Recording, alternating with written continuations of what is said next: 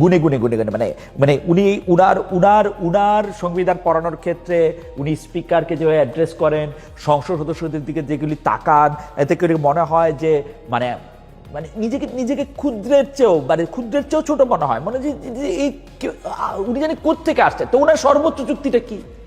উনার সর্বোচ্চ যুক্তি হচ্ছে যে এইগুলি সংবিধানের সঙ্গে যায় না, এগুলি সংবিধানের সঙ্গে থাকে না, এইটা সংবিধানের সঙ্গে সাংঘর্ষিক। আরে ভাই, সংবিধানের সঙ্গে আপনিও যান না জনাব সালাউদ্দিন সাহেব, আপনি সংবিধানের সঙ্গে যান?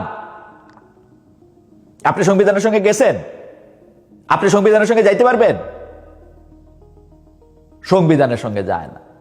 মানে সব কিছুর মধ্যে থেকে যুক্তি হচ্ছে সংবিধানের সঙ্গে যায় না। ভাই, সংবিধানের ব্যাখ্যা, সংবিধান হলো, আমি গল্প বলি, শোনেন, গল্প শোনেন। আমি কোর্টের মধ্যে ছিলাম, আমি নিজে দেখছি বাংলাদেশের সংবিধান নিয়ে একটা বই লিখছেন না, যেটাকে প্রামাণ্য গ্রন্থ বলা হয়, advocate Mahmudul Islam, constitution law of Bangladesh.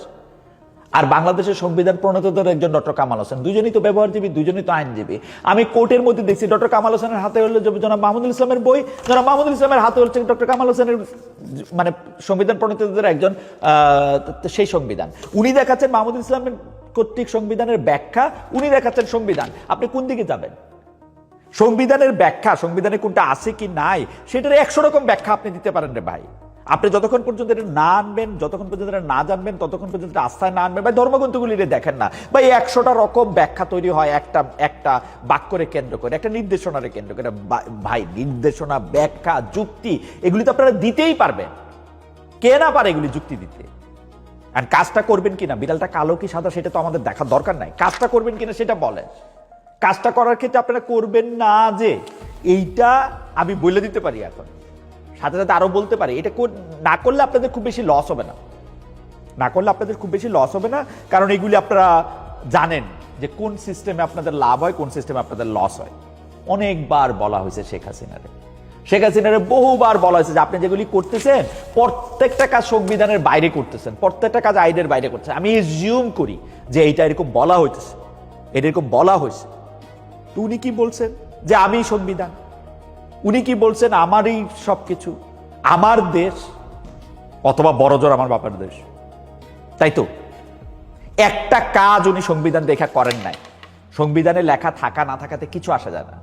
এবং আপনারা যেগুলি সংবিধানে রাখবেন না, সংবিধানে করবেন না, এগুলি কিচ্ছু আসবে যাবে না, আসবে যাবে কোনোদিন। মানে আবার আবার আবার একটু পুরানো কথা কই। আমি একবার শেখ হাসিনা তখন প্রধানমন্ত্রী 2012 সালের দিকে, যখন 2012-13 যখন হচ্ছে ওই যে তত্ত্বাবধায়ক সরকার ব্যবস্থা বাতিল করবে, তখন আমি তাকে প্রশ্ন করছিলাম যে আপনি কি মনে করেন বিএনপি কেমন দল, বিএনপি আসলে কি একটা ভালো ইলেকশন দিবে? তো উনি খুব খুশি হয়ে গেল এটা শুনে, বলে যে না না না না, বিএনপি তো খুবই দুষ্ট দল, বিএনপি আসলে কখনো ভালো ইলেকশন দিবে না। আমি বললাম যে এই জন্যই তো তত্ত্বাবধায়ক সরকার ব্যবস্থাটা দরকার, কারণ আপনি তো চিরকাল ক্ষমতায় থাকবেন না মাননীয় প্রধানমন্ত্রী। এই যে আইনটা, এটা আপনি সংবিধানে আপনি যাই লিখতেন, এই যে সংবিধান কমিশন, সংবিধান সংস্কার, আপনি আমার সিমেন্টিক শিখাইতেছেন সালাউদ্দিন সাহেব। সিমেন্টিক অর্থগত মানে সংস্কার না সংশোধন, সংবিধান কি করা যায় কি করা যায় না, সংবিধানের বিধিকে বিধি রাখা যায় না, অনুচ্ছেদ বলতে হয়, অমুক বলতে গেলে আমার লাভ কি? আমি এখন মানবাধিকার কমিশনের কাছে গিয়ে চাইতে পারবো কিনা আমার একটা বিচার, আপনার সরকার যদি আমার পুলিশ যদি আমার সাথে আকাম করেন, যদি আমার গুম করে নিয়ে যায়, ওইটা বলে। আপনি আমার সিমেন্টিক শিখান কেন? আপনার কি মনে হয় না আপনার চেয়েও ভালো সিমেন্টিক জানার লোক আছে? এটা তর্ক লাগাইছেন, আপনিও লাগাইছেন, শফিকুর রহমানও লাগাইছে, তারেক রহমানও লাগাইছে, সংবিধান সংস্কার সংশোধন। আশ্চর্য ঘটনা। হাউএভার আমি আমি আমি আমি বলতে চাই যে এইসব তর্ক বাদ দেন। কেন আপনাদের এই কথা বলতেছি জানেন? এই যে জিনিসগুলি আপনারা এখন অবহেলা করতেছেন, ছুঁইরা ফেলতেছেন, 5টা 7টা 10টা, আসাদ ভাই, জনাব তারেক রহমান বড়জোর 20টা বিচারক নিয়োগ দিবেন হাইকোর্টে, তাই না?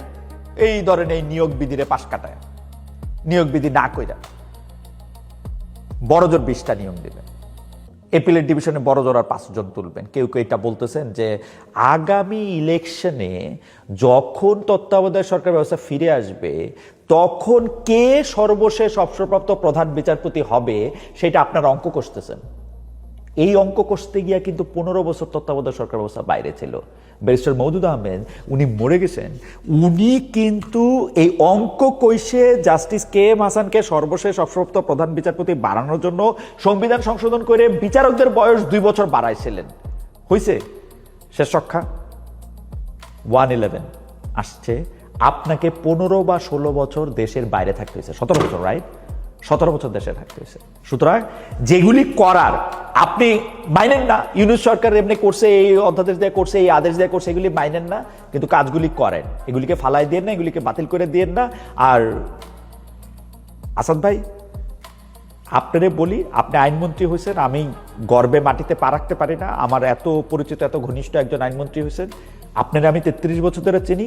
যা কিছু করেন এমন কিছু করেন না যে ওই সময়টার কথা আপনি পরে ভুলে যেতে চাইবেন। আপনি যাতে ওই সময়টার কথা মনে রাখবেন, এই হাততালিগুলি মানুষ মনে রাখে না।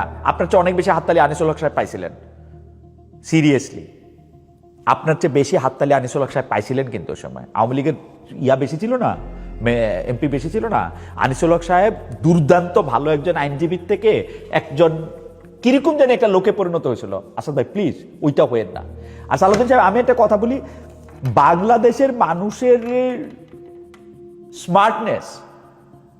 স্মার্টনেস আপনি তো দেখাবেনই, আপনি স্মার্ট, আপনি বুদ্ধিমান, আপনি কথা সুন্দর করে কন, সেগুলি আপনি বলেন, কিন্তু অন্য লোকের মানে ইন্টেলেক্টে আন্ডারস্টিমেট করেন না। এটা এটা এটা একটা ঠিক কাজ হয় না, বুঝছেন? হাউএভার আপনাদের নিয়ে